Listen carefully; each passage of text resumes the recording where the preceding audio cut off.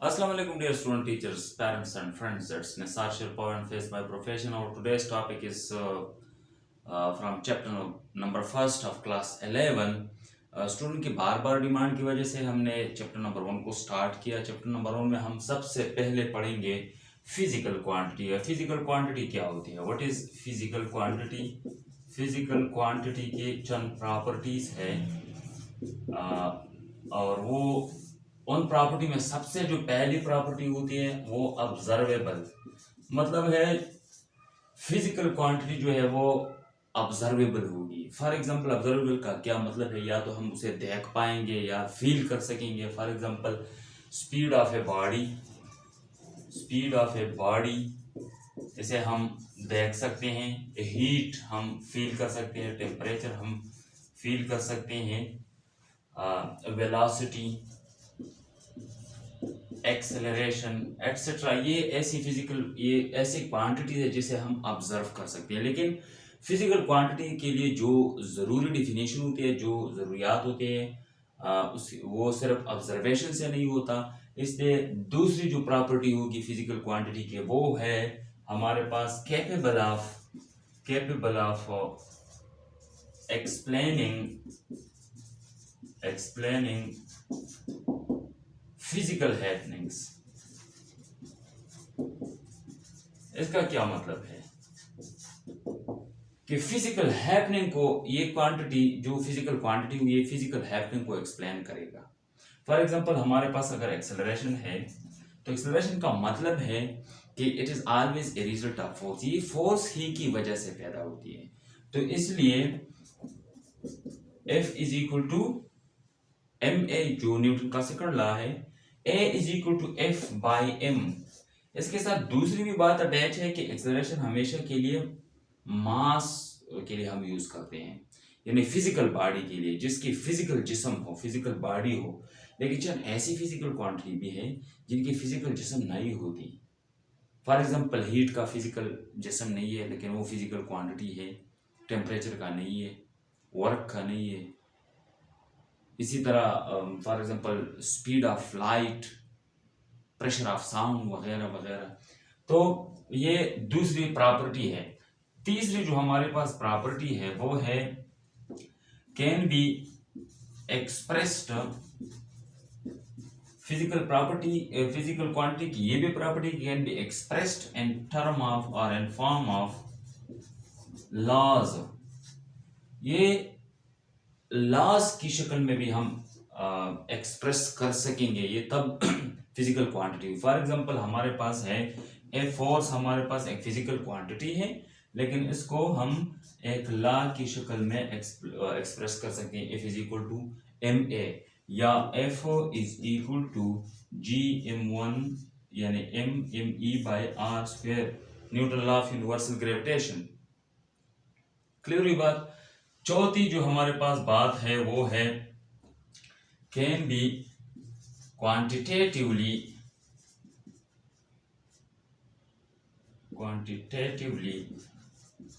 Expressed. ये quantitatively हम express कर पाएंगे। क्लियर हुई बात? पांचवी जो हमारे पास इंपॉर्टेंट बात है वो मेजरेबल और मायरेबल।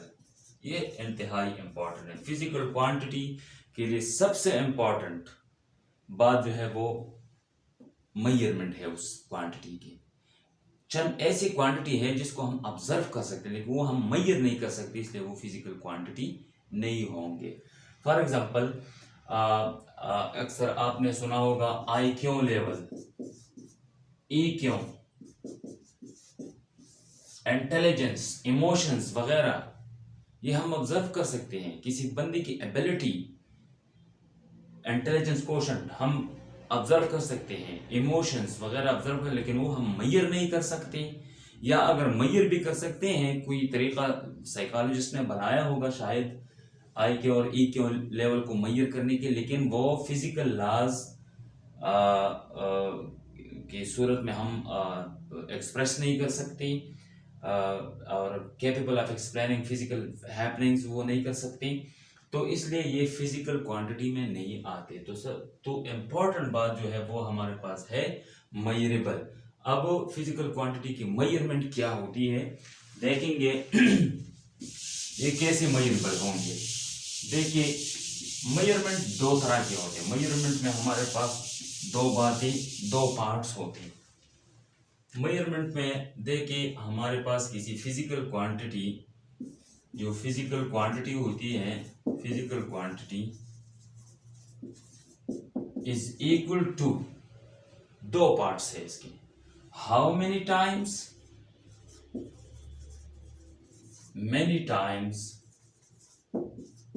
Of a standard unit multiplied by standard unit।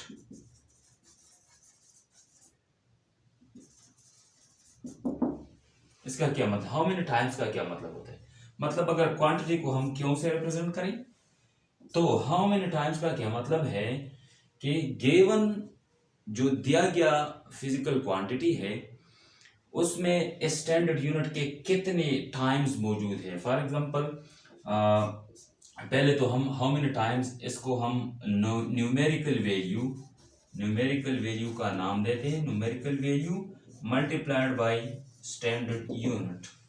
क्यों इज इक्वल न्यूमेरिकल वैल्यू को हम n से रिप्रेजेंट करेंगे और यूनिट को हम u से रिप्रेजेंट करते हैं। तो याद रखिएगा कि किसी भी सिस्टम ऑफ यूनिट में हम जाएंगे, मतलब है अगर इसी फिजिकल क्वांटिटी को मैं किसी और दूसरी सिस्टम ऑफ यूनिट में एक्सप्रेस करना चाहूँगा तो देखिए क्वांटिटी तो चेंज नहीं होती। फॉर एग्जांपल फोर्स है तो वो तो किसी भी सिस्टम में फोर्स होगा, फिजिकल क्वांटिटी है। लेकिन एक सिस्टम से हम दूसरे सिस्टम में जाएंगे तो वहाँ पे क्या होगा, वहाँ पे बास सिस्टम में यूनिट बड़ा होता है, बास सिस्टम में यूनिट छोटा होता है। लेकिन product of numerical value and unit will always be constant for any system of unit। इस पॉइंट को आप नोट करें, मैं इसे एक्सप्लेन करूंगा। देखिए u मतलब numerical value means n multiplied by u will always be constant for any system of unit।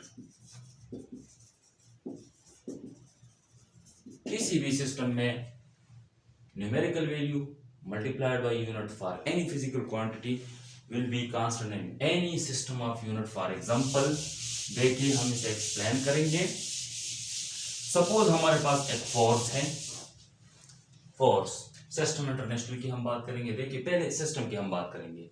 देखिए हमारे पास सबसे जो बड़ा लार्जेस्ट सिस्टम ऑफ यूनिट है वो सिस्टम इंटरनेशनल है, SI सिस्टम। एक तो इसमें यूनिट्स बड़े हैं, दूसरे इसमें जो बेसिक यूनिट्स है, जो फंडामेंटल यूनिट, इसकी तादाद भी ज्यादा है, इसमें 7 है। ये ग्रेटर है कौन सी वाले सिस्टम से, CGS सिस्टम से, सॉरी FPS सिस्टम से, FPS system, foot pound second. और ये फुट पाउंड सेकंड जो है ये लार्जर देन CGS सिस्टम। अगर हमारे पास क्वांटिटी हो, सपोज क्वांटिटी हमारे पास फोर्स है, फॉर एग्जांपल ये हमारे पास फोर्स है, तो इसमें हमारे पास जो यूनिट है वो क्या है, न्यूटन है। इसमें पाउंडल है, ठीक है, और इसमें हमारे पास डाइन है। तो देखिए अगर आपने एक सिस्टम से दूसरी सिस्टम में जाना हो तो आपने ये देखना होगा कि कौन सा यूनिट बड़ा है कौन सा छोटा है। तो मतलब है ये यूनिट हमारे पास बड़ा यूनिट है, ये यूनिट इससे थोड़ा छोटा और ये सबसे छोटा। अब उसूल क्या है, इसी फिजिकल क्वांटिटी यानी फोर्स के लिए क्या होना चाहिए, इसके लिए मतलब ये बात कांस्टेंट होना चाहिए, n multiplied by u must be constant for any system, ठीक है। तो अब इसका इक्वल बनाने के लिए हमने क्या करना होगा, यहाँ पे हम न्यूमेरिकल वैल्यू छोटा लेंगे, इसको इसके इक्वल बनाने के लिए न्यूमेरिकल वैल्यू हम थोड़ा सा इससे बड़ा लेंगे, इसलिए इसका इक्वल हो जाएगा। ये जो हमारे पास एक्सप्रेशन है इसका इक्वल हो जाएगा, ठीक है। अब देखो यूनिट और भी छोटा है तो हमारे पास न्यूमेरिकल वैल्यू और भी ज्यादा होगी। और अब हम इसको एक्सप्लेन करेंगे। फॉर एग्जांपल हमारे पास फोर्स है 1 न्यूटन। 1 न्यूटन हमारे पास फोर्स है इन सिस्टम इंटरनेशनल। आप देखिए इन सिस्टम इंटरनेशनल फोर्स का जो यूनिट है वो है हमारे पास 1 न्यूटन। सपोज 1 न्यूटन हम लेते हैं, ये 1 न्यूटन सिस्टम इंटरनेशनल में है और ये इक्वल है 10⁵ डाइन के। तो अब देखो ये बात आपकी समझ में आ जाएगी कि यहाँ पे चूंकि हम ये अंदाज़ा लगा सकते हैं कि यहाँ पे जो हमारे पास न्यूमेरिकल वैल्यू है ये कम है और यहाँ पे न्यूमेरिकल वैल्यू हमारे पास ज़्यादा है, बड़ा है, 10⁵ काफ़ी ज़्यादा है 1 से। तो इस साइड को उस साइड का इक्वल बनाने के लिए हमें क्या करना पड़ेगा, यहाँ पे देखिए यूनिट बड़ा है तो उस साइड भी यूनिट छोटा है। तो ये क्लियर बात है कि ये जो हमारे पास numerical value is always inversely proportional to the unit. अगर यूनिट बड़ा हो तो न्यूमेरिकल वैल्यू कम होगी, छोटी होगी। जिस तरह की यूनिट न्यूटन बड़ा है तो न्यूमेरिकल वैल्यू छोटा है, अगर यूनिट छोटा हो तो न्यूमेरिकल वैल्यू बड़ा होगी, ज़्यादा होगी। देखिए हमारे पास यूनिट छोटा है तो न्यूमेरिकल वैल्यू ज़्यादा है। सिमिलरली अगर हम एनर्जी की बात करें, एनर्जी की भी हम बात कर सकते हैं। एनर्जी की अगर आप देखिए तो हमारे पास है सिस्टम इंटरनेशनल में अगर आप देखिए और CGS सिस्टम में, तो सिस्टम इंटरनेशनल में हमारे पास जॉल है विच इज इक्वल टू 10⁻⁷ अर्ग। तो अब देखिए हमें पता चल गया कि अर्ग छोटा यूनिट है क्योंकि यहाँ पे न्यूमेरिकल वैल्यू ज़्यादा है। न्यूमेरिकल वैल्यू ज़्यादा है तो ये जो अर्ग है हमारे पास, ये जो यूनिट है एनर्जी का सिस्टम CGS सिस्टम में, ये छोटा होगा। अब देखो ये न्यूमेरिकल वैल्यू हमारे पास कम है तो ये हमारे पास यूनिट बड़ा है। तो इसलिए किसी भी सिस्टम में आप देखिए तो n multiplied by you will always be constant. Clear हुई बात। इन यूनिट्स के अलावा हमारे पास चंद ऐसी भी यूनिट्स हैं जिनको हम प्रैक्टिकल यूनिट के नाम से जानते हैं। और प्रैक्टिकल यूनिट्स का क्या मतलब है, वो उनका ताल्लुक किसी सिस्टम से हो भी सकता है, हो भी नहीं सकता, लेकिन उन यूनिट को हम किसी सिस्टम में यानी सिस्टम इंटरनेशनल में एक्सप्रेस कर सकेंगे। फॉर एग्जांपल हमारे पास जो प्रैक्टिकल यूनिट्स हैं वो है प्रैक्टिकल यूनिट। चंद यूनिट का मैं नाम लिखता हूं। प्रैक्टिकल यूनिट्स है फॉर एग्जांपल हमारे पास है लाइट ईयर, 1 लाइट ईयर। ये किसी सिस्टम से इसका कोई ताल्लुक नहीं है, लेकिन ये प्रैक्टिकली यूज होता आ रहा है तो इसलिए अभी भी यूज किया जाता है। तो और ये है यूनिट ऑफ लेंथ 9.46 × 10⁻15 मीटर या 9.46 पेटा मीटर। तो इसको अगर हम सिस्टम इंटरनेशनल में एक्सप्रेस करेंगे तो इस चीज़ के इक्वल है। ये हम एक्सप्रेस कर सकते हैं किसी भी सिस्टम में, लेकिन ये प्रैक्टिकल है और इसका किसी सिस्टम से कोई ताल्लुक नहीं। हमारे पास सपोज 1 मेट्रिक टन है, मेट्रिक टन वो 1000 किलोग्राम के बराबर है, ठीक है। तो ये सिस्टम इंटरनेशनल में है और इसका जो है ये इक्वल है इसका 3000। सिमिलरली हमारे पास है आर्मस्ट्रॉन्ग आर्मस्ट्रॉन्ग 10⁻⁻10 मीटर की इक्वल, जो कि प्रैक्टिकल यूनिट है हमारे पास। इसके अलावा क्विंटा QUINTA जो कि इक्वल है 1 quintal 1 angstrom is equal to this 1 quintal is equal to 100 kilogram, इस चीज़ के बराबर है। तो ये था हमारे पास जो फिजिकल क्वांटिटीज की डेफिनेशन। नेक्स्ट वीडियो के लिए हमारे चैनल को सब्सक्राइब करें, लाइक के बटन को भी दबा दें, और आपका अगर कोई क्वेश्चन हो इस पर हम न्यूमेरिकल्स करेंगे। इस पर हम MCQs भी करेंगे। आपका अगर कोई क्वेश्चन हो तो आप पूछ सकते हैं। Thank you for watching.